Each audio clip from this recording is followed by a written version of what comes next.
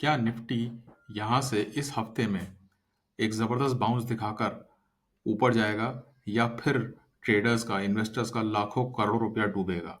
इस हफ्ते क्या होने वाला है? अगर आपके दिमाग में भी, आपके मन में भी ये सारे सवाल घूम रहे हैं दोस्तों, तो ये वीडियो आप ही के लिए है। देखिए इसे लास्ट तक, आपको इन सब सवालों के जवाब मिलेंगे। देखिए निफ्टी ने पिछले हफ्ते क्या किया। अच्छी रिकवरी दिखाई, अच्छी वॉल्यूम के साथ दिखाई, और हमारा एनालिसिस भी यह था कि निफ्टी एक साइडवेज मूव दे सकता है। और अगर आप देखेंगे तो बिल्कुल साइडवेज ही रहा है। पिछले हफ्ते की जो क्लोज है वो है, आप देखिए, 22,828, और उससे पिछले हफ्ते की जो क्लोज थी वो थी 22,904। तो साइडवेज ही मूव बोला जाएगा इसको, साइडवेज की क्लोजिंग दी है निफ्टी ने। तो हमारा डेटा कहीं ना कहीं जो है वो ठीक काम कर रहा है, हमारा एनालिसिस ठीक काम कर रहा है। मगर मगर अब आने वाले हफ्ते में क्या होने वाला है वो देखते हैं दोस्तों। देखिए निफ्टी ने किया क्या इस बार। बहुत अच्छी वॉल्यूम के साथ गैप, एक कैंडल बनाई है, बहुत पॉजिटिव कैंडल बनाई है, और हमारा जो ये डाउनवर्ड चैनल चल रहा है इसके ऊपर क्लोज दिया है। ये एक अच्छा साइन है कि चैनल में निफ्टी घूमा, फिर ब्रेक दिया ऊपर, फिर थोड़ा सा नीचे आया, दोबारा पूरा चैनल के अंदर आया, और ये जो बड़ा चैनल दिख रहा है, देखिए ये पर्पल डॉटेड लाइन देखिए आप, ये जो चल रहा है यहाँ पर निफ्टी ने सपोर्ट लिया है, एक अच्छा सपोर्ट लिया है। और सपोर्ट के बाद यहाँ से बाउंस लेकर निफ्टी ने एक सपोर्ट लेकर ऊपर गया है। बट ये सपोर्ट काम करेगा नहीं करेगा, ये जो ऊपर अपवर्ड चैनल चल रहा है, ये अगर मैं आपको थोड़ा सा लंबा व्यू दिखाऊं तो देखिए कुछ ये भी कहा जा सकता है कि निफ्टी यहाँ से ऊपर गया, चैनल के टॉप को हिट करा, मिडल ऑफ द चैनल पर आया, हो सकता है थोड़ा सा बाउंस दे और फिर इस चैनल के बॉटम में जाए। ये भी एक पॉसिबिलिटी है, मैं इसको बिल्कुल मना नहीं करूंगा। मगर एक ये भी पॉसिबिलिटी है कि यहाँ से निफ्टी सपोर्ट लेके वापस एक नया नया हाई बनाए, नए हाई की तैयारी करे। देखिए medium term to short term में मुझे निफ्टी नीचे आता तो नहीं दिख रहा है। मुझे लग रहा है कि निफ्टी यहाँ से बाउंस करेगा। अब कहाँ तक बाउंस करे, देखिए ये हमारी एक येलो वाली सेल जोन भी है वैसे तो। हो ये भी हो सकता है कि यहाँ तक जाए निफ्टी और फिर वापस पलट कर आए। क्या होगा क्या नहीं होगा ये सब आने वाले हफ्ते में पता लगेगा।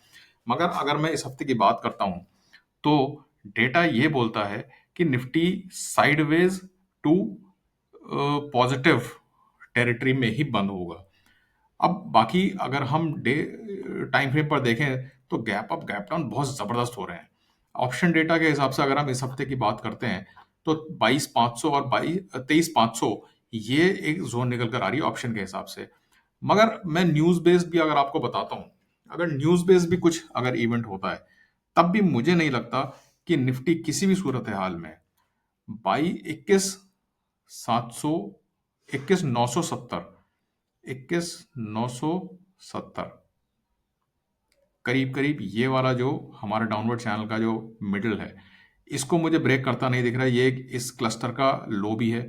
और अगर ऊपर की बात करें तो मुझे नहीं लगता कि निफ्टी अपना जो सेल जोन है इसको पार कर पाएगा।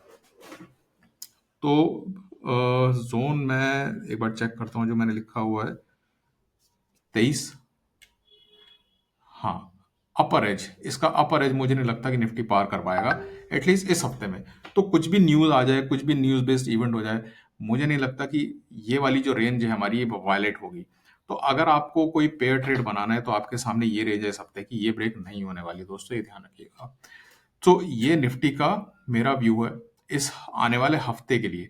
बाकी ये मैंने ट्रेडिंग की रेफरेंस रेंज कैलकुलेट करके आपके सामने रखी हुई है ही, ये आप नोट कर सकते हैं और इसके बेसिस पर आप ट्रेड दे सकते हैं। ये डे टाइम फ्रेम पर छोटी रेंज जो है, पहला जो इनसाइड वाला जो आप देख रहे हैं, ये वाला बार, यानी 23,068 से लेकर और आपका 23,528, इसके बीच में ये डे रेंज मान सकते हैं कि कल के लिए ये डे रेंज है। ये रेंज हर रोज चेंज होती है, हर रोज कैलकुलेट होती है, बट हफ्ते वाली जो रेंज है वो बहुत ज़्यादा चेंज नहीं होती है।